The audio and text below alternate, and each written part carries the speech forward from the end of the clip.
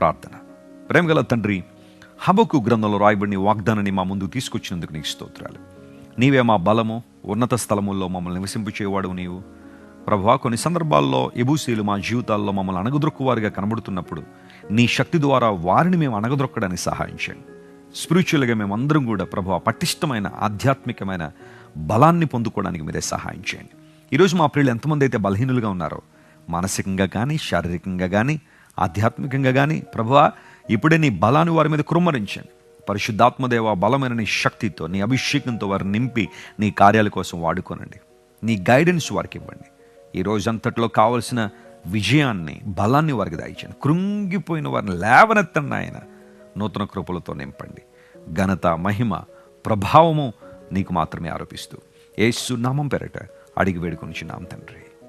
Amen. Amen. God bless you dear friends. Have a wonderful day.